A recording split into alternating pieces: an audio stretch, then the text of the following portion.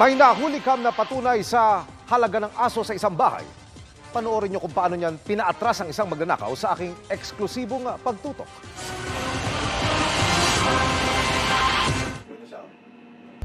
Bandang alas 3:30 ng madaling araw nang pasukin ng suspect ang bahay na ito sa Santa Elena, Marikina.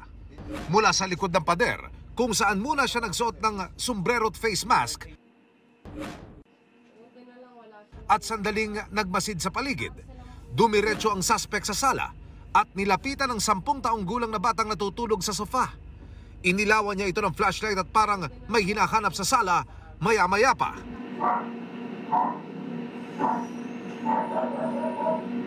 Napatakbo ang suspect palabas ng bahay dahil ang lumikha pala ng ingay. Si Balsi, ang 7 taong gulang na Dachshund, at si Black, ang 9-year-old na Shih Tzu, mga alaga ng may-ari ng bahay. Inaamoy niya po yan. Nakakaamoy po yan kasi doon po nanggaling yung magnanakaw.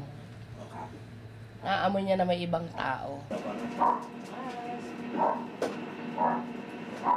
Hindi na raw tumigil sa pagtahol ng mga fur babies.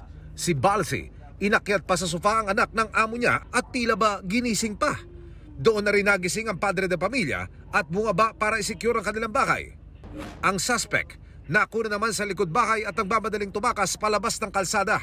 Alam niya yung pasikot-sikot dito sa bahay kasi unang-una po, naglalakad po siya papunta, tinumbok niya po yung likuran ng pintuan namin.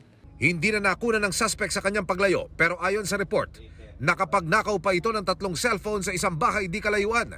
Sa pinto sila dumaan. Yung mga gamit, nasa po? Naka-charge lang sa uluhan ko. Gamit ng anak ko yun sa study niya. Naiwan pa raw ng suspect ang mga tsinelas nito, pati ang pang-itaas. Nagsasagawa na raw ng follow-up operation ng pulisya. Panawagan naman nila sa publiko, lalo yung mga mag-out of town ngayong Semana Santa, i-report o ibilin sa barangay at pulisya na iiwan nyo ang inyong bahay. Napakainam po ito dahil malalaman po ng ating kapulisan at patuloy na mapapatrolyahan, maiikutan. At the same time, yung police presence, huwag magpakita ng sinyales o palatandaan na ang isang bahay ay iiwan. Huwag magpapaskil na walang tao, huwag mag-iwan ng gamit at ilaw. Para sa GMA Integrated News, Emil Sumangil, Nakatutok, 24 Oras.